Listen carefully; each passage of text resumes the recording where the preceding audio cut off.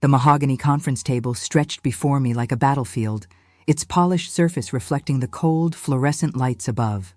I sat in the uncomfortable leather chair, my hands folded tightly in my lap, watching as Solicitor Mr. Pemberton adjusted his wire-rimmed spectacles and cleared his throat.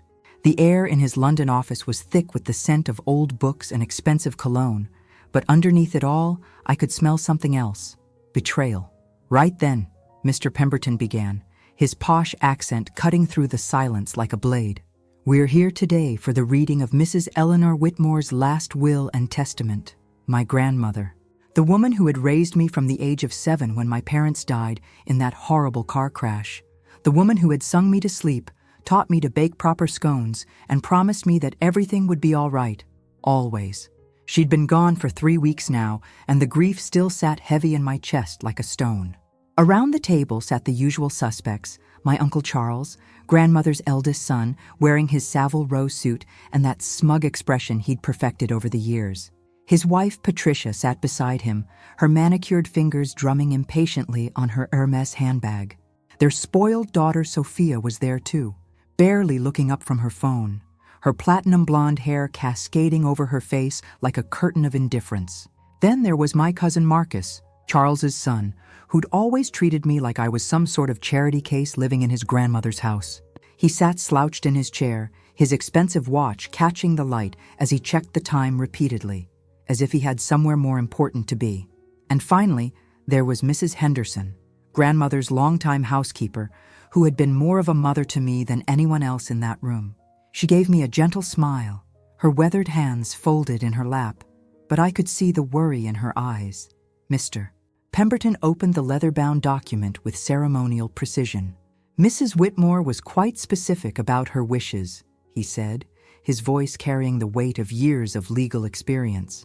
"To my son Charles Edward Whitmore, I leave the sum of £50,000 and my collection of first edition novels." Charles straightened in his chair, a satisfied smile playing at the corners of his mouth. Patricia squeezed his arm possessively. "To my daughter-in-law, Patricia Ann Whitmore, I leave my jewelry collection, excluding the sapphire necklace, which holds special significance." Patricia's eyes lit up like Christmas morning. I felt my stomach begin to knot. "To my grandson, Marcus James Whitmore, I leave the sum of £30,000 and my late husband's vintage car collection." Marcus actually smiled for the first time all morning, pulling out his phone to presumably text someone the good news. "To my granddaughter, Sophia Claire Whitmore, I leave the sum of £20,000 and my china collection." Even Sophia looked up from her phone at that, a rare expression of interest crossing her perfectly made-up face. The room felt smaller somehow, the walls pressing in as Mr. Pemberton continued reading. My heart hammered against my ribs as I waited for my name, waited for the acknowledgement that I had been Eleanor Whitmore's granddaughter too, even if only by choice and love rather than blood.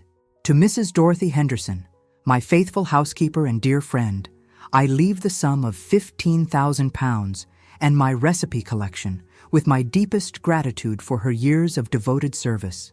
Mrs. Henderson dabbed at her eyes with a tissue, clearly moved by the gesture. She deserved every penny and more. But Mr. Pemberton was still reading, his voice droning on about various charitable donations and specific bequests to local organizations. My name hadn't come up yet, but surely it would. Surely grandmother hadn't forgotten me. We'd been so close, especially in those final months when everyone else had been too busy with their own lives to visit. The silence stretched on as Mr. Pemberton reached what appeared to be the end of the document. He looked up over his glasses, scanning the room with professional detachment. "And that concludes the reading of Mrs. Eleanor Whitmore's will," he announced, beginning to close the leather folder. My voice caught in my throat. "Excuse me," I managed to say, my words barely above a whisper. "I'm sorry, but my name wasn't mentioned." The silence that followed my words was deafening. You could have heard a pin drop in that mahogany-paneled office. Mr. Pemberton looked at me over his spectacles, his expression shifting from professional courtesy to something that looked almost like pity. "I beg your pardon, Miss Hartwell. Emma Hartwell. I was Mrs. Whitmore's granddaughter." The words felt strange on my tongue, as if I were introducing myself to my own identity. Charles let out a short, harsh laugh that made my skin crawl. Oh, Emma, sweet, naive Emma, you're not actually grandmother's granddaughter, are you? Not by blood, anyway. The words hit me like a physical blow. I felt the blood drain from my face as Patricia joined in with a tinkling laugh that sounded like breaking glass. Darling, Patricia said, her voice dripping with false sympathy. Surely you didn't expect Eleanor to leave you anything substantial? You're not family, not really. You were just, well, a charitable project, weren't you? I stared at them in disbelief. These people who had barely visited grandmother in her final years, who had missed birthdays and holidays, who had only shown up when they needed money, they were questioning my place in her life? I lived with her for 15 years, I said, my voice gaining strength despite the tremor I couldn't quite hide. I took care of her when she got sick. I was there every single day. Marcus snorted, finally looking up from his phone. Yeah, well, playing nursemaid doesn't make you an heir, does it? Grandmother was just being kind, giving you a place to stay after your parents died. But charity has its limits. Mrs. Henderson stood up abruptly, her chair scraping against the floor. That's quite enough, she said, her voice sharp with indignation. Emma was more of a granddaughter to Mrs. Whitmore than any of you lot ever were. You should be ashamed of yourselves. Oh, please, Sophia finally spoke up, her voice bored and dismissive. The help doesn't get to have opinions about family matters. The cruelty in her voice was breathtaking. Mrs. Henderson had practically raised Sophia during summer visits, had baked her favorite biscuits, and listened to her teenage complaints about her parents. And this was how she spoke to her? Mr. Pemberton cleared his throat uncomfortably.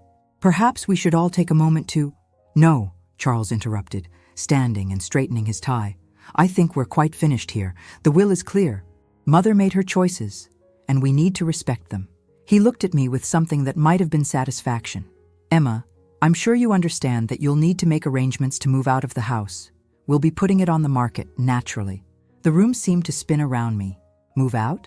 The house was the only home I'd ever really known. Every room held memories of grandmother and me, baking in the kitchen, reading together by the fireplace, tending to her rose garden. It was where I'd learned to be myself, where I'd felt truly loved and wanted. How long do I have? I asked, hating how small my voice sounded. Patricia and Charles exchanged a look.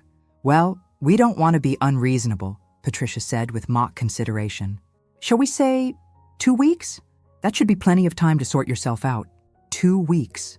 22 years old, working part-time at a local bookshop for barely above minimum wage, and they were giving me 2 weeks to find somewhere else to live in London. The impossibility of it all crashed over me like a wave. I felt Mrs. Henderson's hand on my shoulder, steadying me. You can stay with me, dear, she whispered. My flat's small, but there's always room. I squeezed her hand gratefully, but even her kindness couldn't ease the crushing weight of rejection. Had I meant so little to grandmother? Had all those years, all that love been one-sided? As the family began to file out, chattering excitedly about their inheritances and their plans for the house, I remained seated at that polished table, staring at the closed will. Something felt wrong. Deeply, fundamentally wrong. Mr. Pemberton was packing up his briefcase, seemingly eager to escape the uncomfortable atmosphere. I watched him carefully fold the will and place it in his leather portfolio. Mr. Pemberton, I called out, just as he was about to leave.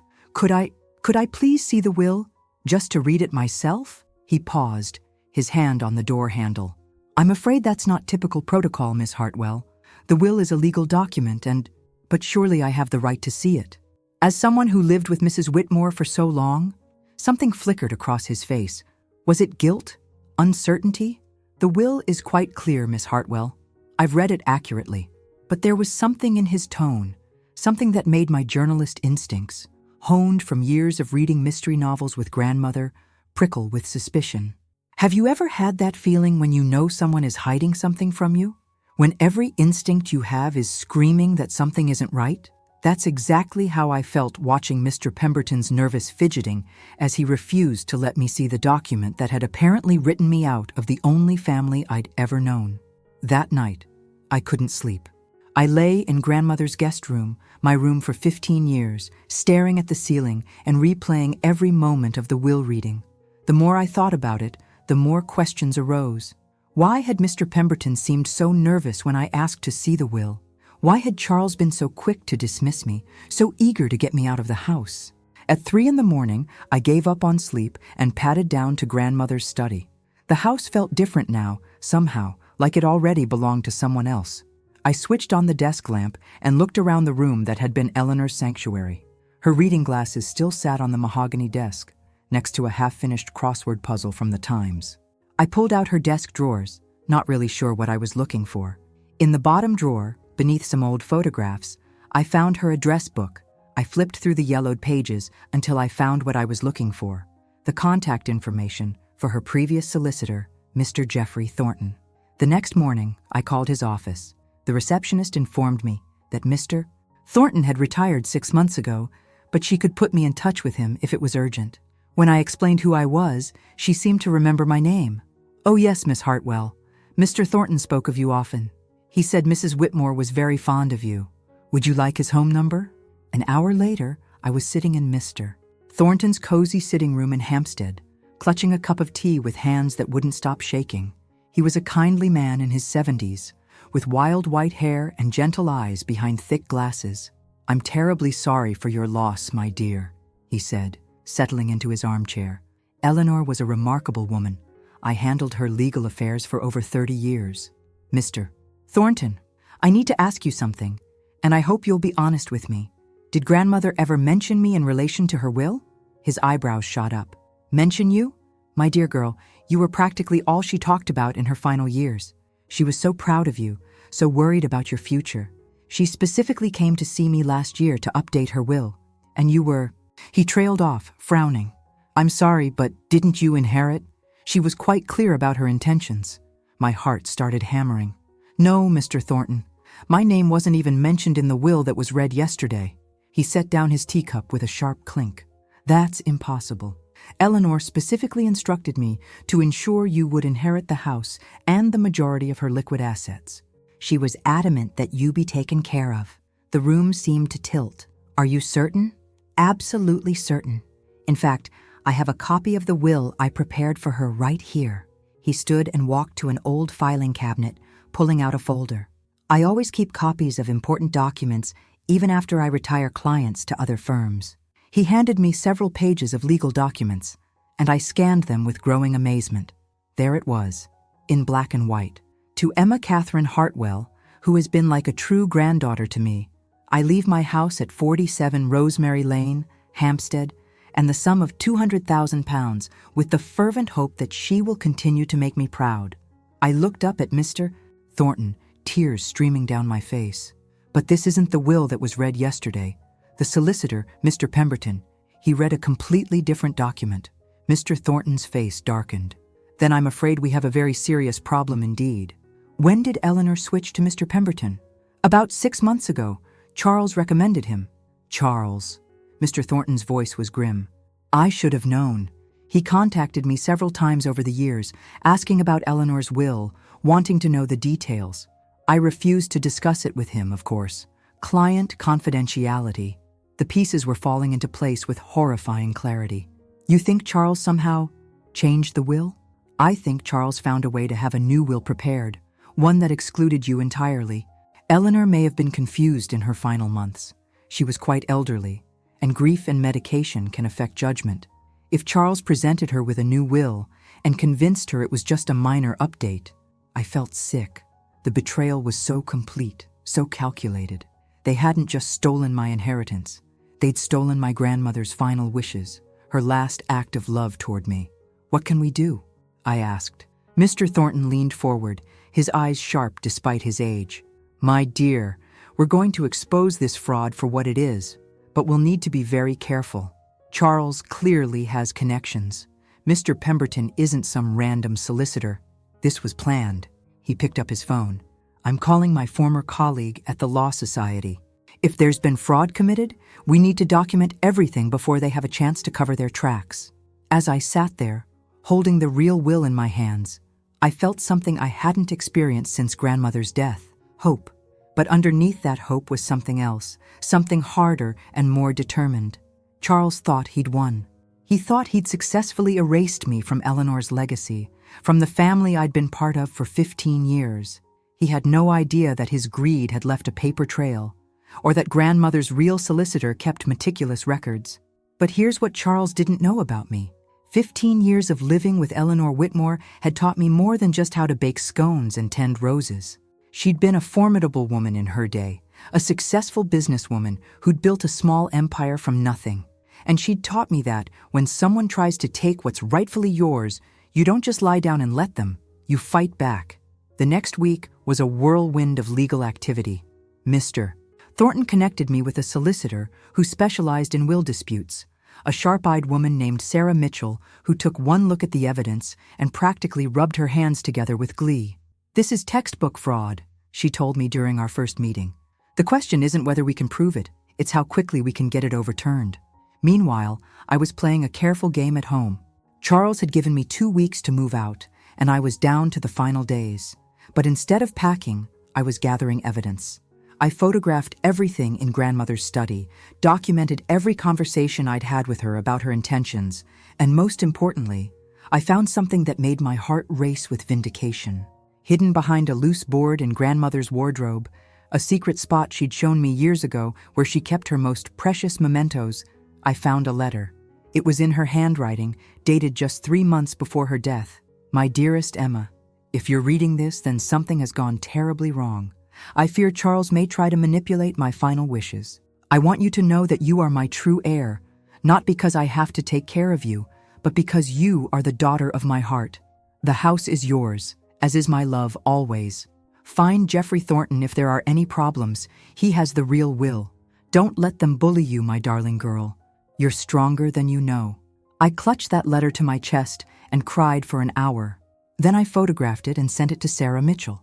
2 days before my supposed eviction date, Charles showed up at the house with Marcus and a removal van. They'd clearly expected to find me gone, because the look of annoyance on Charles's face when I opened the door was priceless. "Emma," he said with exaggerated patience, "we discussed this. You need to be out today." "Actually, Uncle Charles," I said, using the title deliberately, "I think there's been a misunderstanding. Would you like to come in? I have some paperwork I think you should see."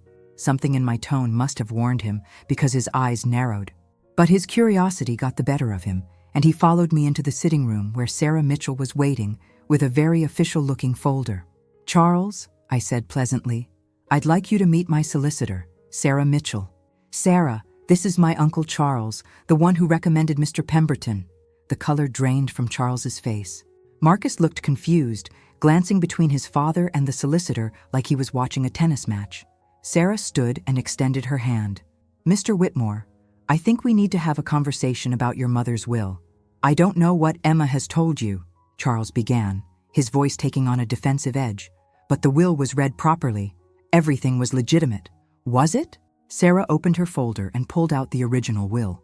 "Because I have here a will dated 6 months before your mother's death, prepared by her longtime solicitor, Jeffrey Thornton, in which Emma inherits the house and the majority of the estate."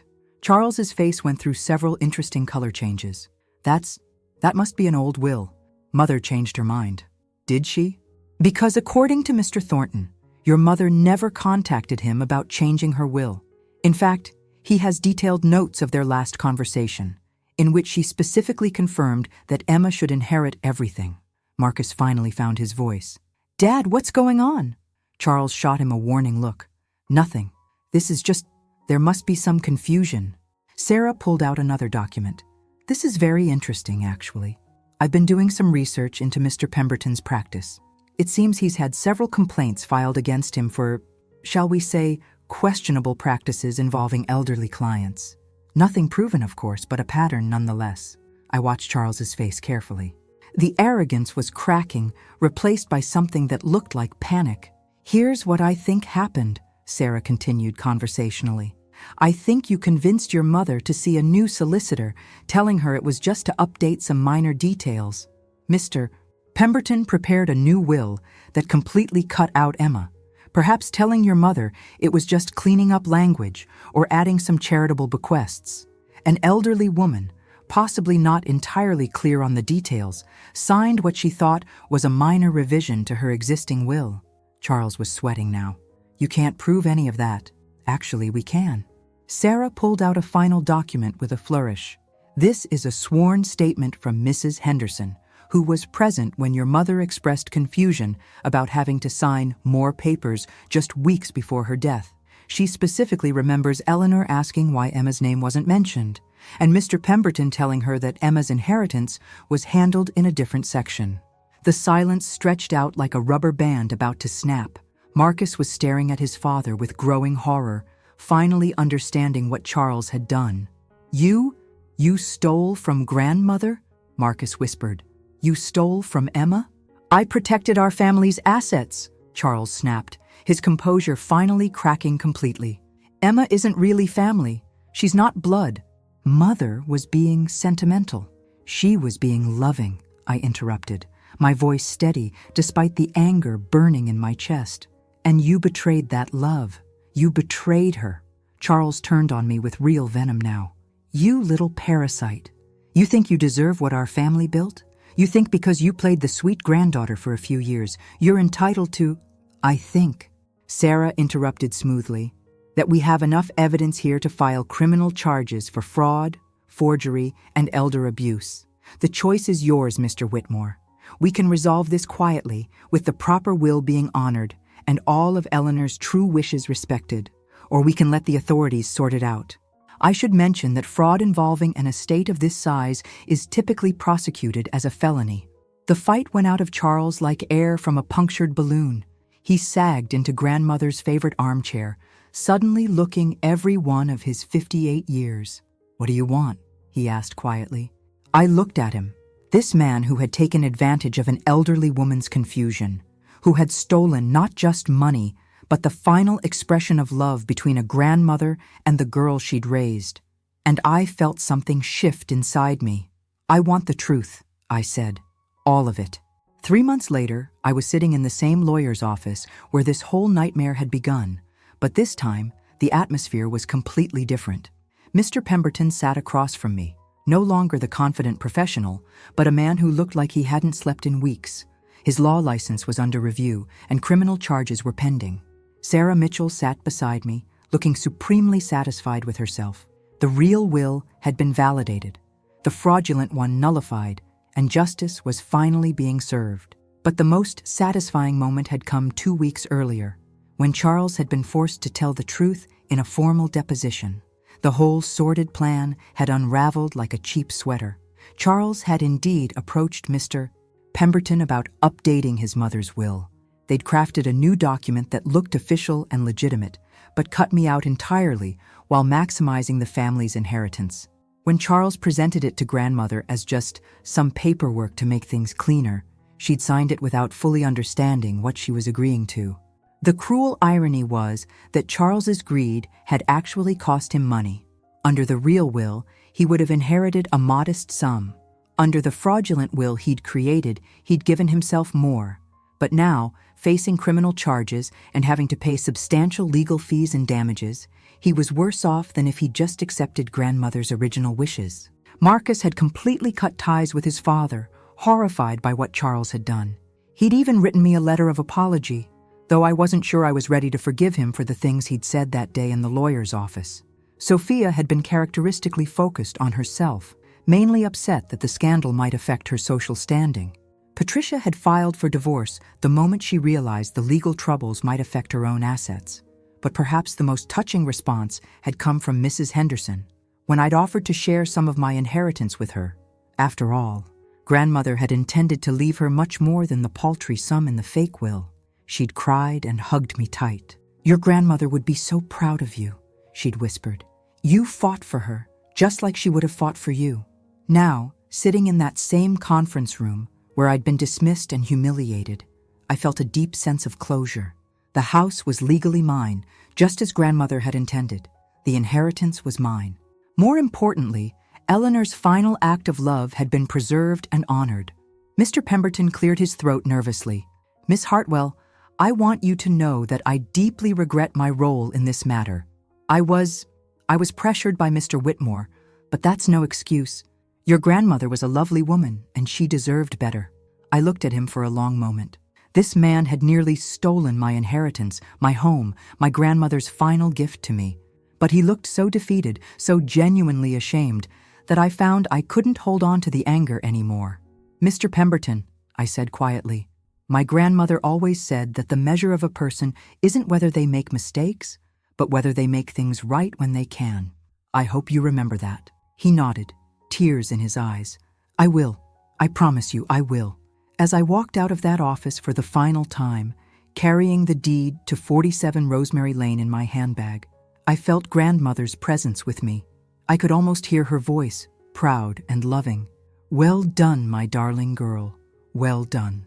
6 months later, I was in the rose garden behind the house, my house, tending to Eleanor's prized flowers. They'd bloomed beautifully that spring, as if they too were celebrating the restoration of justice. Mrs. Henderson had moved into the guest room, claiming she was too old to live alone, but I suspected she just wanted to keep an eye on me. I'd quit my job at the bookshop and enrolled in law school. If this experience had taught me anything, it was that there were too many people like Charles in the world, taking advantage of the elderly and vulnerable. I wanted to be like Sarah Mitchell, someone who fought for justice when others couldn't fight for themselves. The inheritance had given me financial security, but more than that, it had given me purpose.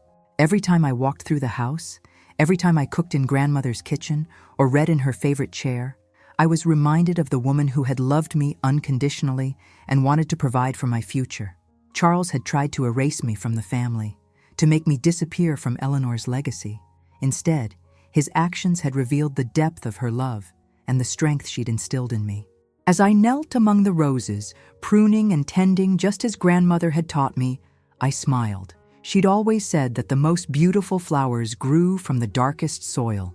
Looking back on everything that had happened, I finally understood what she meant. The fraud, the betrayal, the fight for justice, it had all led me to this moment, this garden, this life that was truly mine. Charles had thought he was taking everything from me, but in the end, he'd given me something far more valuable than money.